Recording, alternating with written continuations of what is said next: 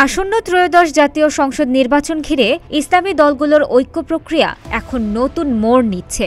Inclusive election panel গঠনে জামায়াতে ইসলামী তাদের প্রাথমিক তালিকা থেকে ৬০ থেকে ৯০টি আসন ছাড়তে পারে, এমনটাই জানিয়েছে দলটির কেন্দ্রীয় নেতারা। জামাত ইতোমধ্যে ৩০০ আসনে প্রাথমিক প্রার্থীর তালিকা প্রকাশ করলেও ৮টি ইসলামী দলের সঙ্গে সমঝোতার পথেই হাঁটছে তারা। দলটির কেন্দ্রীয় নেতাদের মতে, নারী, হিন্দু, ক্ষুদ্র নৃগোষ্ঠী এবং ছাত্র সংসদ থেকে উঠে আসা প্রার্থীদের জায়গা করে দিতে পুরনো তালিকা থেকে বাদ পড়তে পারে উল্লেখযোগ্য সংখ্যক প্রার্থী।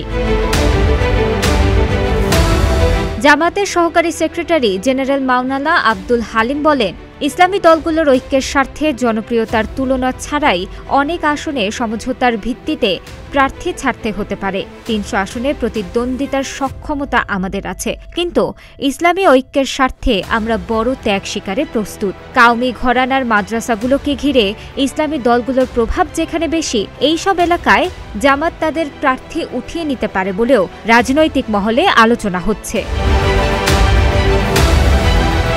এদিকে আলোচনায় আছে নবীন দল জাতীয় নাগরিক পার্টি এনসিপি। জামাতের সঙ্গে সমঝোতার চেষ্টা চললেও অভ্যন্তরীণ বিভক্তির কারণে এনসিপি এখনও একক সিদ্ধান্তে পৌঁছাতে পারেনি। তারা যদি ৮ দলের জোটে যোগ দেয়, তবে আসন বণ্টনে জামাতকে আরও বড় ছাড় দিতে হতে পারে। এনসিপি এলে তাদের চাহিদা বেশি হবে, এতে জামায়াতের কিছু চ্যালেঞ্জ তৈরি হতে পারে। ইসলামী দলগুলোর ঐক্য বাস্তবে কতটা সফল হবে তা নির্ভর করছে ডিসেম্বরের শুরুতে প্রকাশিত চূড়ান্ত প্রার্থী তালিকার উপর। তবে এখনই স্পষ্ট, আসন্ন নির্বাচনকে সামনে রেখে ইসলামী রাজনৈতিক অঙ্গনে সমঝোতা ও আসন ছাড়াছাড়ির রাজনীতি জোরালো আকার নিয়েছে।